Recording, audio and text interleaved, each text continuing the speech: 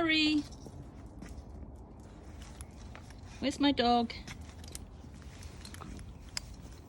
When I was a child, growing up in Sydney, living at the bottom of my garden was the meanest, bitterest mandarin tree, and it lived there for 20 years. My dad used to juice it and add it to other sweet juices for a bit of zing.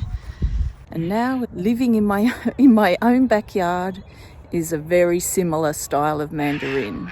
The tree was struggling and the fruit was tiny. So this is the story about how I turned my dry, bitter, very small mandarin fruit into something a little bit sweeter and better in the space of a year, using simple factors: increasing the sunlight, reducing competition, adding water and improving the soil. And at first I blamed the climate, but on my dog walks I could see a few other mandarin trees around and they appeared to be doing a whole lot better than mine. The fruit was not small and it looked colourful and healthy. Firstly, I tackled the sun issue by reducing the amount of passion fruit that was growing in and amongst the tree by pruning that out. In the high summer period, I removed the lime trees that are in here to a different sunnier position, and that also let more light through over that period. Citrus need about 6 hours of sun a day, and this is on the edge of that. It's really only just making 6, so anything I can do to add light and sunshine to this plant will help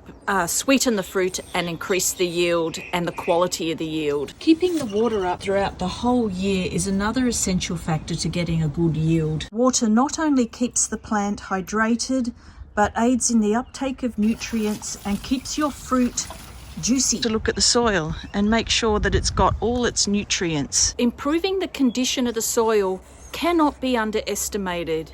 And citrus are heavy feeders. They like a very good, rich, nutrient-based soil. So some of the things I did was I reduced the competition by weeding out a lot of the weeds and plants that were going through there. I added a series of different types of soil conditioners and fertilizers. I use worm castings and worm juice all year round. It's a great soil conditioner.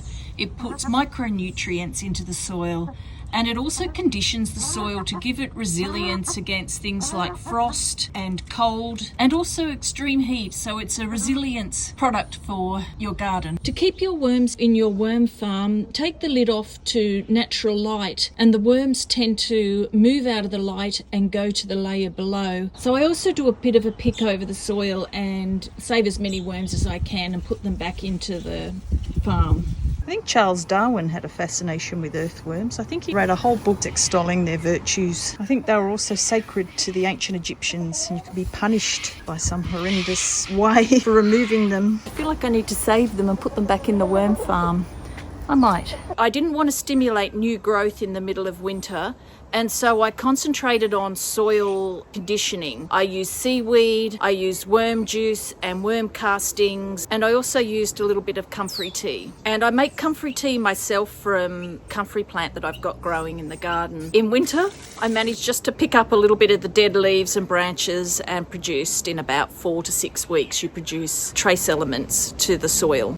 Then as we moved out of winter and into the growing period, when the fruit was over about 1 centimetre in diameter, I stepped up some key macro elements: nitrogen, potassium and phosphorus. Citrus needs nitrogen for growth of leaves and for growth of the fruit. The tree also needs phosphorus for strong root growth and the flavour, and potassium for plenty of fruit. And while you can go and buy all kinds of fertilisers, you can get all these elements out of a well-rotted manure and compost mix. Certain food scraps bring in all these elements. Eggshells contain a lot of phosphorus, coffee grounds contain nitrogen, and banana peel, for example, is a big source of potassium. I always prefer to use natural fertilizers and ways to add minerals because I think you're constantly building on the health of the soil.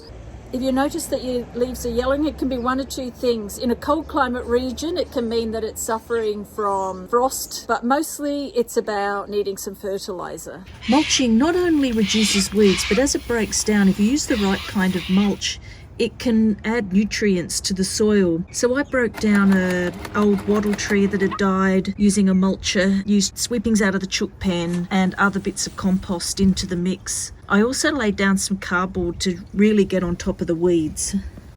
And so this is a year later, almost to the day, and the fruit has more colour and it tastes beautiful. It is fresh and it's juicy compared to last year when the fruit was actually inedible. And I guess it seems like a lot of work when you see it all condensed down into one video, but it really wasn't very much spread out over a whole year. And it was so worth it to see this tree restored. You harvest the fruit when it's fully coloured. If it breaks off nicely in your hand, you know it's ripe. Mandarins don't ripen off the tree and they don't get any sweeter once harvested, and so it's best to harvest when you need them. So what do you do with your fresh mandarins? Well, just eat them. They're so beautiful straight off the tree. I do have a salad that I make from time to time, and it involves fresh raspberries, feta and mandarin, and I got the idea from a friend who brought it over one New Year's Eve party. The salad vegetables are whatever you feel like adding, but the dressing is delicious, and it involves 1/4 cup of red wine vinegar, 1/4 cup of olive oil, a tablespoon of Dijon mustard and a teaspoon of sweetener.